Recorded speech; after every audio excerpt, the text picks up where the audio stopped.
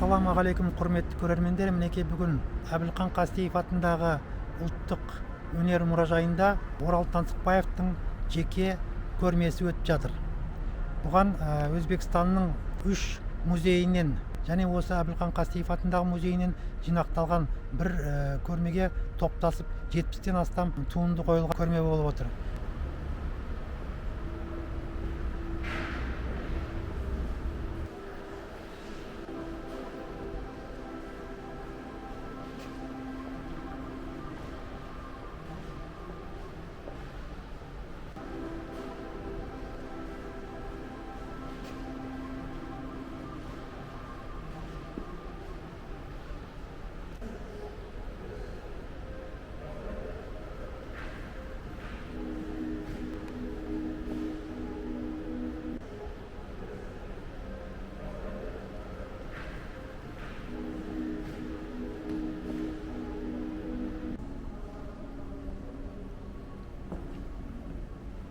Өзбекстанның қазақ суретшісі Орал Таңсықбаевтың жеке көрмесіне келіп тұрмыз. Бірінші рет осындай ауқымды, көлемді көрме ашылуда. Қазақстанның көрермені Орал Таңсықбаевтың туындыларын толық көруге мүмкіншілік алды. Бұл жерде Өзбекстанның ұлттық өнер мұражайынан Қарақалпақстанның Савицкий атындағы мемлекеттік өнер музейінен, Ташкенттегі Орал Таңсықбаевтың үй музейінен алып келген жұмыстар. Және де бұл жерде осы Әбілқан Қастеев музейінің қорындағы жұмыстар қойылған. Жалпы Орал Таңсықбаевтың 70-тен астам жұмысы туындысы қойылған екен. Бұл көрме Орал Таңсықбаевтың 120 жылдығына арналған көрме. Бұл жерде негізінен 30-шы жылдардағы авангардтық кезеңі және де кейінгі соңғы туындылары қойылған.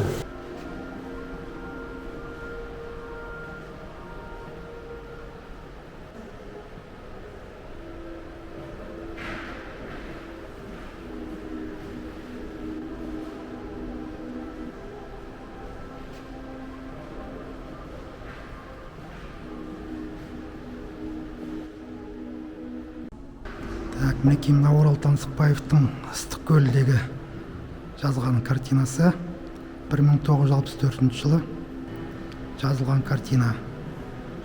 Бұл Қарақалпақстанның Савицкий атындағы музейінен коллекциясынан әкелінген жұмыс екен. Керемет состояниені берген.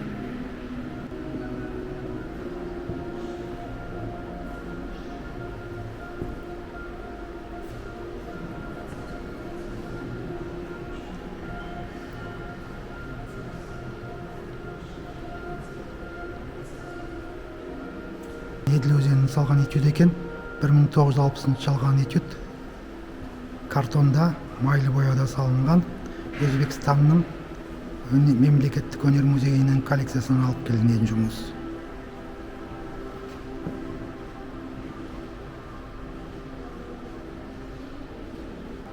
Мінекей мына жұмыс Сенежге барғандағы салынған картина екен.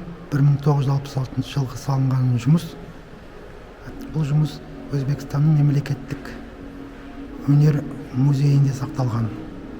Сондықтан сол коллекциядан әкелген жұмыс екен.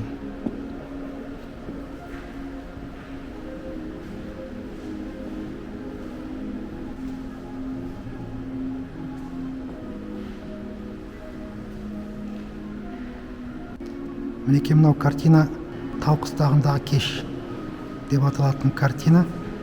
1962 жылы жазылған картина. Кенеп майлы бояуда орындалған. Бұл Өзбекстандағы Ташкенттегі Орал Таңсықбаевтың музейі, шеберханасы музейінің коллекциясынан алып келген жұмыстар екен.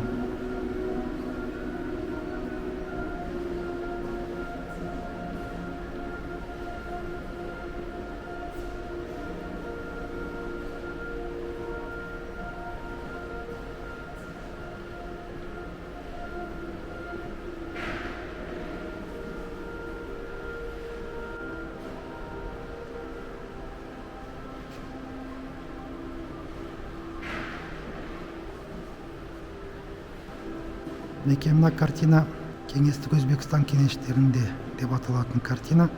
1960 жылы жазылған. Бұл біздің Әбілхан Қастеев атындағы музейдің коллекциясында сақталған.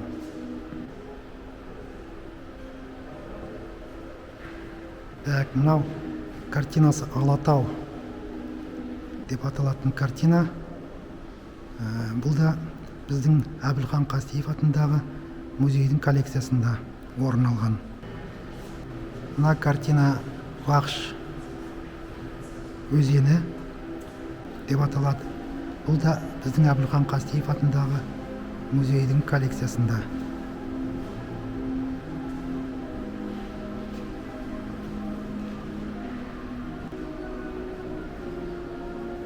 Мына картина Ходжикентте деп аталады.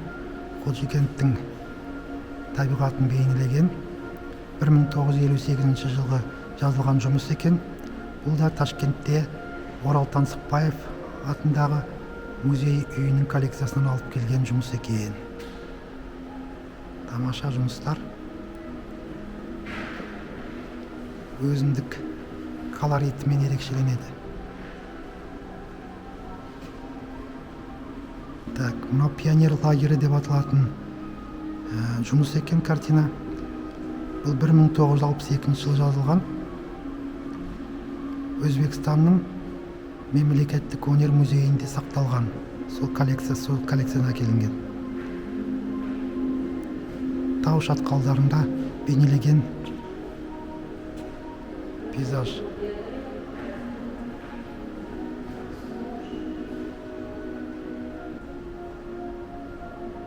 Мінекей мына жұмыс Ангрен алқабында деп аталатын жұмыс. Бұл Өзбекстанның мемлекеттік өнер музейінде сақталған, сол коллекциядан алып келген жұмыстың бірі екен. Колорит жағынан өте керемет, кешкі тұрымды көрсеткен, жақсы бір түстермен сондай ерекшеленеді. Мына кешкі күн батып баратқан әсерді өте тамаша берген. Ар жағында мінекей заводтар жұмыс істеп жатқан көрініп тұр. Мінекей өзеннің алқабы. Өзендегі су ағысын керемет берген түс жағынан колориттік. Алдыңғы пландағы мына тау жоталарының түстерін өте ерекше берген екен. Тамаша жұмыстардың бірі. Мына Ангренге жол деп аталатын картинасы. Бұл да Өзбекстанның мемлекеттік музейінде сақталған, сол коллекциядан алып келген. Бұл үлкен сондай плоскостармен цельный берген жұмыстардың бірі екен. Өзіндік бір тамаша колорит бар.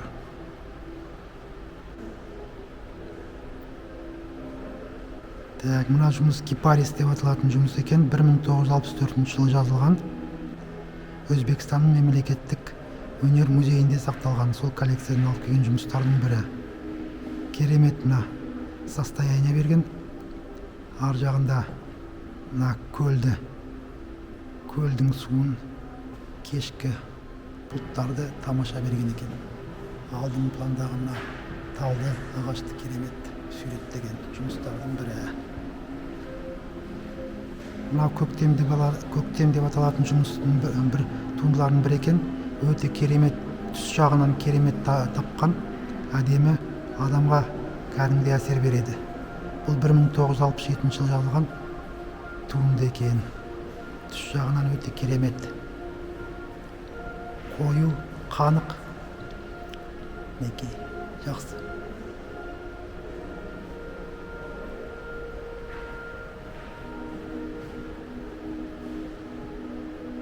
Панорамный жұмыс екен. Қатта қорған су қоймасы деп аталады. 1958 жылы жазылған жұмыс екен. Тамаша.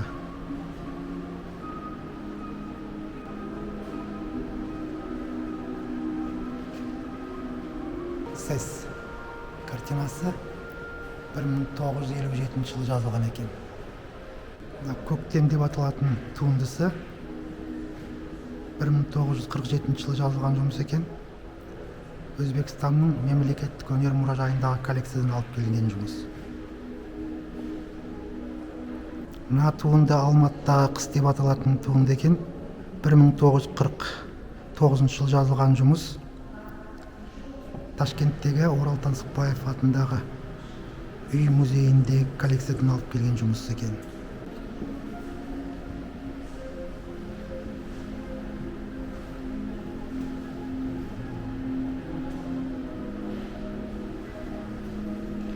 Мына туынды жұмыстан деп аталады екен. Жұмыстан қайтқандағы кезді көрсеткен. Биіктегі тау шоқысынан жүріп баратқан әйел жұмысшылары 1944 жылы жазылған жұмыс екен. Бұл Өзбекстандағы Ташкент қаласындағы Орал Таңсықбаевтың үй музейінде коллекциясын алып келген жұмыс екен.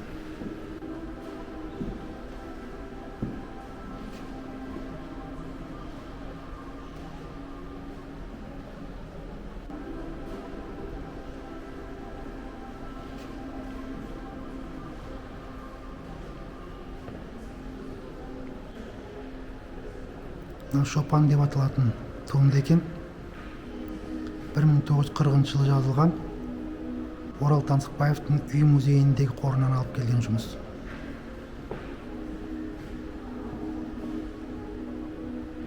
Демалып отырған Шопанның образы берілген.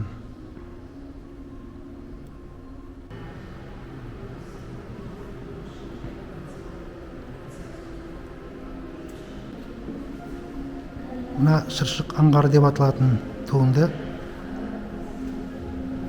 1946 жылы салынған жұмыс екен.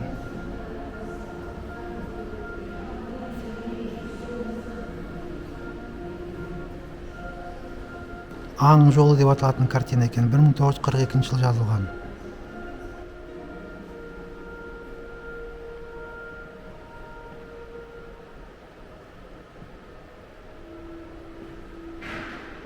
Мына туынды әуе шабуылы деп аталады.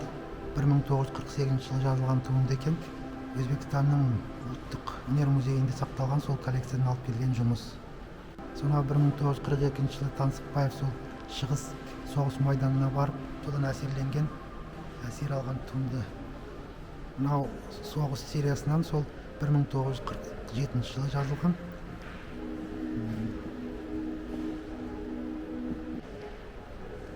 Ош маңы 1952 жылы жазылған жұмыс. Орал Таңсықбаевтың үй музейінен коллекциясын алып келген жұмыс екен. Күз деген туындысы 1961 жылы жазылған. Орал Таңсықбаевтың үй музейінен алып келген, сол қорда сақталады екен. Мына туынды Исатай мен Махамбет деп аталады. Исатай мен Махамбетке арнап жасаған туынды екен. 1946 жылы жазылған. Біздің Әбілхан Қастеев атындағы өнер мұражайының қорында сақталған.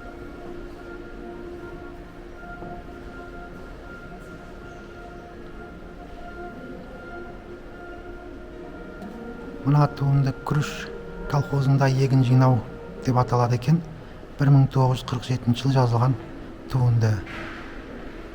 Орал Таңсықбаевтың Ташкенттегі үй музейінде қорында сақталған жұмыс екен.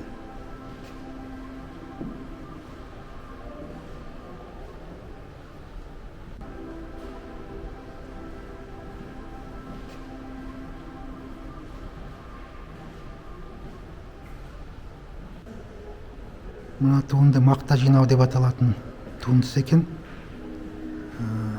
1949 жылы жазылған жұмыс. Осы Әбілхан Қастеев атындағы мемлекеттік мұражайдың қорында сақталған.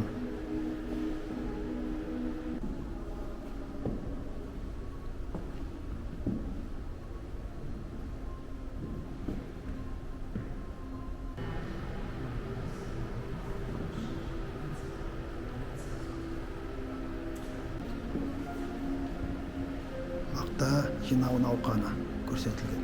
Мына туындыда мақта жинау сериясынан 1940 жыл жазылған туынды екен.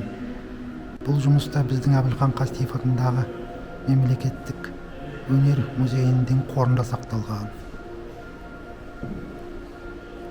Мақтаның фактурасын керемет берген. Состояниені да өте тамаша.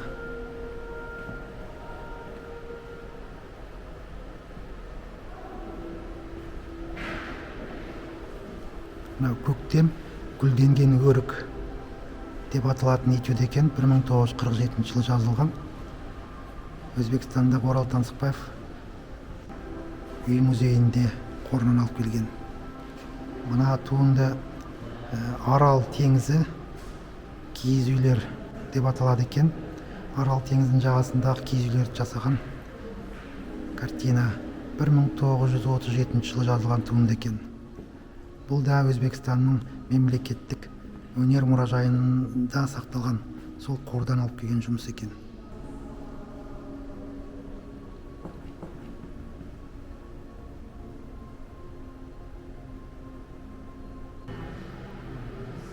Боғыстан деп аталатын туынды картон гуашьпен жазылған жұмыс екен. 1937 жылы жазылған жұмыс. Ташкенттегі Орал Таңсықбаев үй музейінің қорында сақталған. Рич Мула деп аталатын картина картон гуашьпен жазылған жұмыс екен. 1935 жылы жазылған жұмыс. Бұл да Орал Таңсықбаев үй музейінің қорынан алып келген.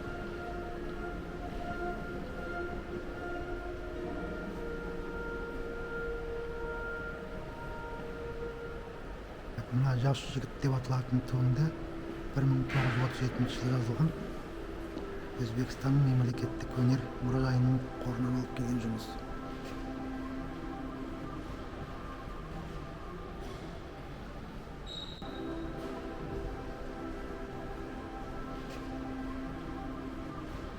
Мына туынды Арал теңізі деп аталатын туынды 1948 жылы жазылған жұмыс екен. Бұл біздің Әбілхан Қастеев атындағы өнер музейінде қорында сақталған.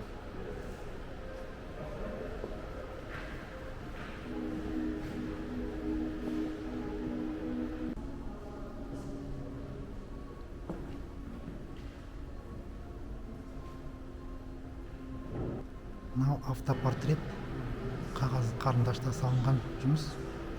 1939 жылы жазылған жұмыс екен.